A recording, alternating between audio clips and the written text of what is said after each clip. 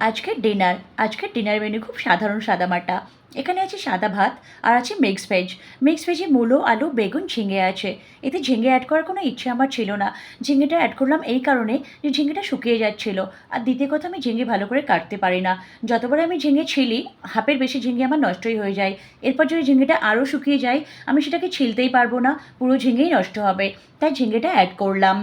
আর আছে চিকেনের গ্রেভি, আছে সাধারণ স্যালাড, শসা পেঁয়াজ লেবুর স্যালাড, আর আছে পাঁপড়, আর আছে দুজনের দুবাটি দই। একটা কথা আমি সত্যিই জানি না, আমার মাঝে মাঝে ভীষণ ইচ্ছা করে চিকেনের সাদামাটা ঝোল খেতে, একদম পাতলা ঝোল চিকেনের খেতে, যেমন করে মা রান্না করতো।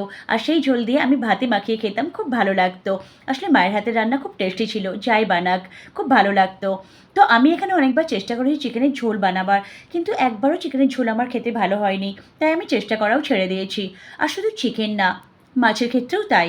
আমি মাছের ঝোলও বানিয়েছি কয়েকবার, কিন্তু ঝোল একদমই ভালো হয়নি। তাই আমি সেও আর চেষ্টা করিনি। তো আমি মাছের গ্রেভি বানাই, নয় বেশিরভাগ বানাই মাছের তাওয়া ফ্রাই, এটাই ভালো লাগে। আর শুধু মাছ মাংস না, সবজির ক্ষেত্রেও তাই। দু একবার সবজির ঝোল বানিয়েছিলাম, কিন্তু খেতে ভালো হয়নি। তাই আমি বানানোই ছেড়ে দিয়েছি। আমি বেশিরভাগ সবজির গ্রেভি বানাই, নয়তো কখনো কখনো ড্রাই সবজি বানাই। আমি জানি না যারা ঝোল বানায় কী টেকনিক ব্যবহার করে যে তাদের ঝোল খেতে সুন্দর হয়। তো যাই হোক, এই ছিল আজকের ব্লগ। দেখা হচ্ছে নেক্সট ব্লগে।